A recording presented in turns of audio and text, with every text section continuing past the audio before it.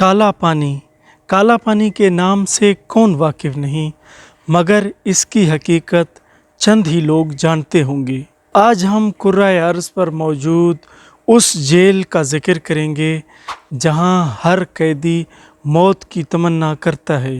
Cellular jail جو کالا پانی کے نام سے مشہور ہے۔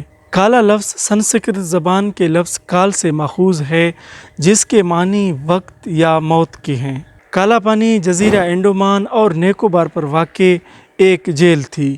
ہندوستان میں حکومت برطانیہ اپنے سیاسی قیدیوں کو یہاں جلا وطن کرتی تھی۔ ہندوستان کی جنگ آزادی کے دوران یہاں متعدد نامور شخصیات قید رہے۔ یہ ایک ایسا جیل تھا جس کا نام ہی مشقت، عقوبت، اذیت اور تڑپ تڑپ کر مرنے کی علامت تھی۔ یہ جیل خاص کر ان لوگوں کے لیے تھی جن کو حکومت برطانیہ نشان عبرت بنانا چاہتی تھی اور جن کو سزائے موت دینے سے بھی انگریز حکومت کو تسکین نہیں ہوتی تھی، تو وہ ان آزاد پسند لوگوں کو کالا پانی جیل منتقل کرتے تھے تاکہ وہ تڑپ تڑپ کر اور سسک سسک کر مر جائیں۔ یہ کالا پانی آخر کیا تھا اور کہاں تھا؟ اس کے نام سے تو بہت سے لوگ واقف ہیں، لیکن اس کی وحشت کے بارے میں آج ہم آپ کو بتائیں گے۔ ہندوستان کے مشرق میں موجود بحیرہ ہند میں ملیشیا سے کچھ فاصلے پر واقع یہ جزائر انڈمان کہلاتے ہیں۔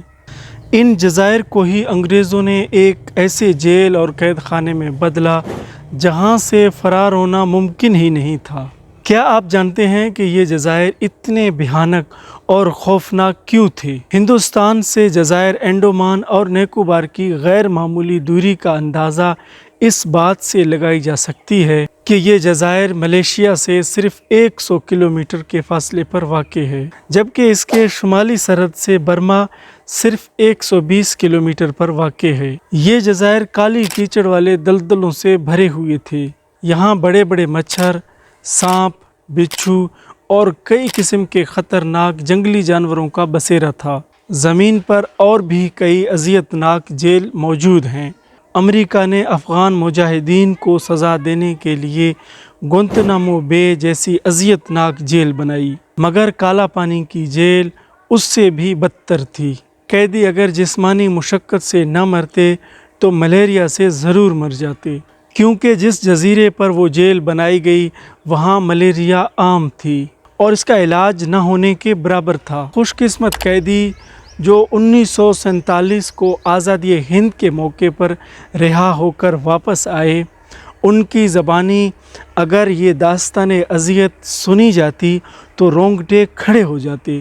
جب ہندوستان میں جنگ آزادی کی آگ بھڑک اٹھی اور ہزاروں آزادی کے متوالوں کو گرفتار کر لیا گیا، جن کو محفوظ اور اذیت ناک جیلوں میں رکھنا مقصود تھا تاکہ ہندوستانی لوگوں کے دلوں میں انگریزوں کا خوف بیٹھ جائے، چنانچہ ان قیدیوں کو بطور سزا ان جزیروں میں بھیج دیا گیا اور ان کو جبری مشقت پر مجبور کر کے انہیں وہاں جیل کی تعمیر میں مزدوری کرائی گئی۔ سال 1896 میں اس کی تعمیر کا آغاز ہوا، جسے بنتے بنتے پورے 10 سال کا عرصہ لگا۔ پوری بر صغیر ہندوستان تا بلوچستان جو بھی جد و جہد آزادی میں حصہ لیتا، اس کو بطور عبرت کالا پانی بھیج دیا جاتا۔ ہندوستان میں کئی قابل ذکر لوگ ہیں جن کو اس اذیت سے گزرنا پڑا۔ بلوچستان کے بھی کئی نامور لوگوں کو اس زندان میں رہنا پڑا، جن میں 2 اہم نام نواب نوروز خان زہری اور کلا خان مری ہیں۔ چونکہ اس جیل کی اندرونی ساخت سیل یعنی کوٹڑی نما ہے، اس وجہ سے اس جیل کا نام سیلولر جیل رکھا گیا۔ اس جیل کے درمیان ایک ٹاور بنایا گیا جس سے 7 شاخیں پھوٹتی ہیں، جہاں سے قیدیوں کی سخت نگرانی کی جاتی تھی۔ یہاں ملک بھر سے مجاہدین آزادی کو رکھا جاتا تھا۔ یہاں قیدیوں کو سخت اذیتیں دی جاتی تھیں، جن میں ناریل کا تیل نکالنا، رسی بنانا، تولیہ بننا، چکی پیسنا، لکڑی کاٹنا، ایک ہفتے تک ہتکڑیاں پہن کر کھڑے رہنا، تیل نکالنے کی سزا اور بھی سخت تھی۔ مسلسل چکی پیسنے سے سانس رک جاتی تھی اور زبان خشک ہو جاتا تھا، ہاتھوں پر چھالے پڑ جاتے تھے، اور اگر مقررہ وقت تک مقررہ مقدار میں تیل حاصل نہ ہوتا تو ان قیدیوں کو مزید سزا دی جاتی تھی اور انہیں کوڑے لگائے جاتے تھے۔ اس دور میں کچھ قیدی وہاں سے فرار ہونے میں کامیاب ہو گئے، مگر چاروں جانب سمندر ہونے کی وجہ سے وہ پکڑے گئے اور ان میں سے 87 قیدیوں کو پھانسی کی سزا دی گئی۔ سب سے بڑی اذیت تو ان قیدیوں کے لیے یہ تھی کہ انہیں کھانے میں جنگلی گھاس، چاول اور گندا پانی دیا جاتا تھا۔ اس جیل میں کل 698 چھوٹے چھوٹے سیل تھے۔ ہر قیدی الگ الگ سیل میں قید تھا جو ایک دوسرے سے بات تک نہیں کر سکتے تھے، اور قضائے حاجت کے لیے انہیں بیت الخلاء تک میسر نہیں تھی، بس ایک چھوٹا سا گڑھا جو اسی سیل میں رکھا جاتا تھا، جس کے باعث کئی قیدی تو بیماریوں سے ہی مر جاتے تھے۔ کالا پانی کا نام سن کر ایک اذیت ناک موت کا تصور ذہن میں آتا تھا، لیکن ظلم کا نظام ہمیشہ تو نہیں چل سکتا۔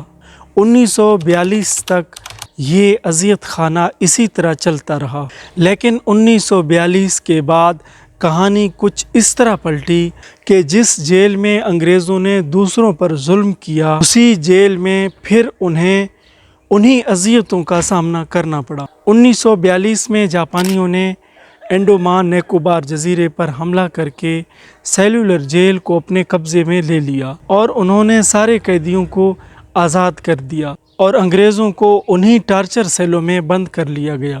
1945 میں عالمی جنگ دوم کے بعد جاپانیوں نے اس جزیرے کو ہندوستان کے حوالے کر دیا اور آج اس کالا پانی جیل کو ایک میوزیم میں بدل دیا گیا ہے، جہاں کئی شہیدوں کی نشانیاں اور خون کے دھبے ابھی بھی تازہ ہیں۔ اس جیل کے بارے میں آپ کے کیا تاثرات ہیں؟ کمنٹ سیکشن میں ہمیں ضرور بتائیے۔ ویڈیو کو لائک اور چینل کو سبسکرائب ضرور کیجیے۔ اپنا خیال رکھیے۔ اللہ حافظ۔